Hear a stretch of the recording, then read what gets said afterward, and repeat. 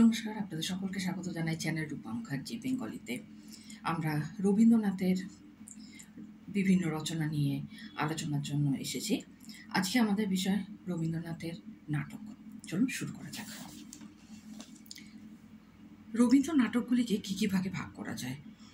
আলোচনার সুবিধার জন্য রবীন্দ্রনাথের নাটকাবলীকে কয়েকটি শ্রেণীতে বিন্যস্ত করা চলে। গীতিনাট্য, কাব্যনাট্য, নিয়মানুগ নাটক, তত্ত্বপ্রধান নাটক যার মধ্যে অন্তর্ভুক্ত রূপক, সাংকেতিক ও প্রতীকী নাটক, হাস্যরসাত্মক নাটক, প্রহসন এবং নৃত্যনাট্য, অর্থাৎ 6টি ভাগে বিভক্ত করা যায়।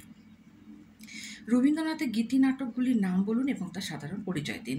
রবীন্দ্রনাথ প্রথম জীবনে কয়েকটি গীতিনাট্য রচনা করেছিলেন, যেমন বাল্মীকির প্রতিভা 1881 খ্রিস্টাব্দ, মায়ার খেলা 1888 খ্রিস্টাব্দ ইত্যাদি। এগুলিকে আখ্যান নামে মাত্র সঙ্গীতেরই প্রাধান্য। বাল্মীকি প্রতিভার কাহিনী রামায়ণের সুপরিচিত কাহিনী অবলম্বনে রচিত হল বিহারীলালের দ্বারা প্রভাবান্বিত ছিল। মায়ার খেলা একটি সম্পূর্ণ কল্পিত কাহিনী। রবীন্দ্রনাথের কাব্যনাট্য কোনগুলি, এদের নাম বলুন ও সাধারণ সংক্ষিপ্ত মন্তব্যে এদের বৈশিষ্ট্য বলুন। কৈশোর জীবনে লিখিত রুদ্রচন্দ্র 1881 খ্রিস্টাব্দ এবং পরবর্তীকালে চিত্রাঙ্গদা 1892 খ্রিস্টাব্দ, বিদায় অভিশাপ 1894 খ্রিস্টাব্দ, কাহিনী 1900 খ্রিস্টাব্দ ইত্যাদি রচনাকে কাব্যনাট্য বলা হয়। চিত্রাঙ্গদা, বিদায় অভিশাপ এবং কাহিনীর কর্ণকুন্তীর সংবাদ, গান্ধারীর আবেদন ইত্যাদিও কাব্যনাট্য। এই কাব্য নাটকগুলি আখ্যান ভাগ মহাভারত থেকে গৃহীত হলেও ঘটনা উপস্থাপনায় ও চরিত্র চিত্রণে রবীন্দ্রনাথ অসাধারণ কীর্তিকুশলতার পরিচয় দিয়েছেন। ভাবাবেগ প্রাধান্য সত্ত্বেও চরিত্রের অন্তর্দ্বন্দ্ব ও নাটকীয় ঘটনা পরিস্থিতির দিকে নাট্যকারের তীক্ষ্ণ দৃষ্টি ছিল। এই কাব্য নাটকগুলি যেন পঞ্চাঙ্ক সমন্বিত নাটকের একটি ক্লাইম্যাক্সের দৃশ্য মাত্র। অনেক সময় কবির ধর্মবোধ কাব্য নাটকগুলিতে, বিশেষত মালিনীতে প্রকাশিত হয়েছে। কোনগুলিকে রবীন্দ্রনাথের নিয়মানুগ নাটক বলা হয়? আমাদের সাধারণ রঙ্গালয়ে মূলত কাহিনী নির্ভর ও নাটকাবলী অভিনীত হয়। তাদের সাধারণ নাটক বললে সেই আদর্শে রবীন্দ্রনাথ নাটক রচনা করতেন না। তবে প্রথম জীবনে এই আদর্শে তিনি কয়েকটি নাটক রচনা করেন, যেমন রাজা ও রানী পরবর্তী রূপ, তপতী, বিসর্জন, মালিনী 1896, মুকুট, প্রায়শ্চিত্ত ইত্যাদি। রাজা ও রানীতে স্বামী স্ত্রীর আদর্শগত ভিন্নতার ফলে উদ্বুদ্ধ ট্র্যাজেডি বর্ণিত হয়েছে। অবশ্যই শেষাংশে অতিনাটকীয়তার ঘটনার ফলে যথার্থ ট্র্যাজেডির গৌরব লাভ করেনি। নাটকের এই দুর্বলতা বুঝে নাট্যকার কিছু পরিবর্তন করে তপতী নাটক রচনা করেন। রবীন্দ্রনাথের কয়েকটি চলিত রীতির নাটকের পরিচয় দিন।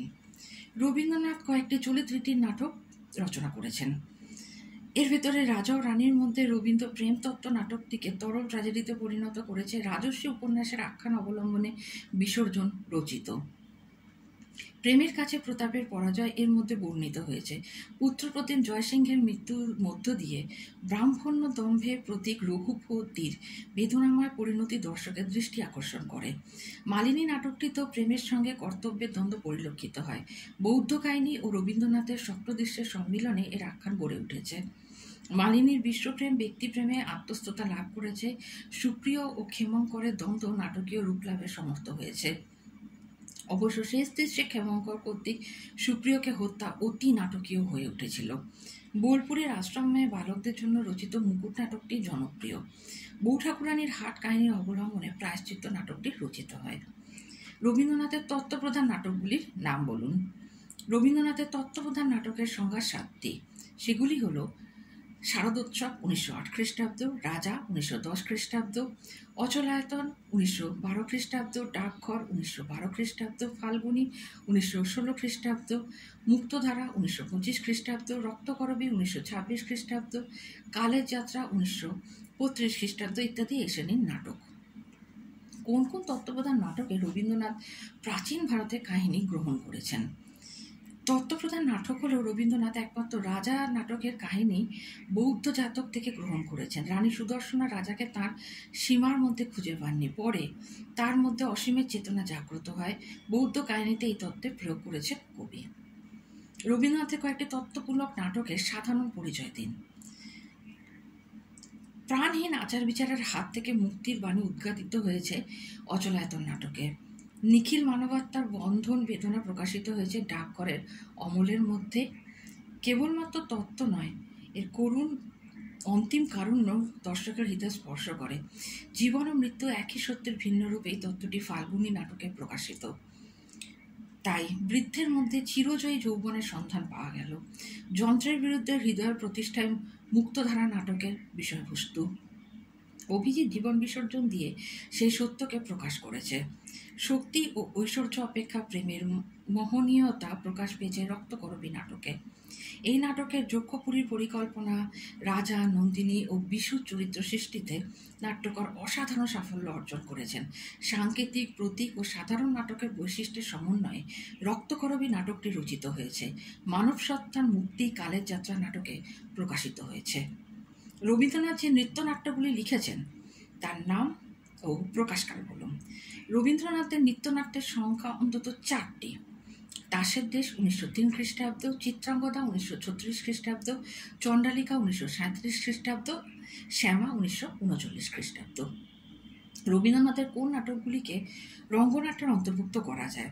রবীন্দ্রনাথ রচিত গোড়ায় গলদ 1892 খ্রিস্টাব্দ প্রথম সাধারণ নীতির রঙ্গনাট্য। 1928 খ্রিস্টাব্দে তিনি ওই নাটককে শেষ রক্ষা নামে আর এক অভিনয়যোগ্য রূপ দেন। এছাড়া বৈকুণ্ঠের খাতা 1897 খ্রিস্টাব্দ, হাস্য কৌতুক 1907 খ্রিস্টাব্দ, ব্যঙ্গ কৌতুক 1907 খ্রিস্টাব্দ, চিরকুমার সভা 1926 খ্রিস্টাব্দ রঙ্গনাট্য রূপে স্বীকৃত। রবীন্দ্রনাথের সমাজ পরিপ্রেক্ষিতে লেখা নাটক কী কী? রবীন্দ্রনাথ সমাজ পরিপ্রেক্ষিত কয়েকটি নাটক লেখেন। শোধবোধ 1916 খ্রিস্টাব্দ, গৃহপ্রবেশ 1925 খ্রিস্টাব্দ, বাঁশরী 1933 খ্রিস্টাব্দ। তবে এগুলির কোনোটি প্রথাবন্ধ সামাজিক নাটক নয়, এগুলির মধ্যে রবীন্দ্র দার্শনিকতার স্পর্শ রয়েছে। এই ছিল রবীন্দ্রনাথের নাটকের উপরে একটি আলোচনা। দেখা হচ্ছে পরের ভিডিওতে। চ্যানেল সাবস্ক্রাইব করতে ভুলবেন না নতুন নতুন আপডেট পাওয়ার জন্য। অবশ্যই লাইক শেয়ার করবেন, আপনার মতামত কমেন্টসের মাধ্যমে জানাবেন। ধন্যবাদ, নমস্কার।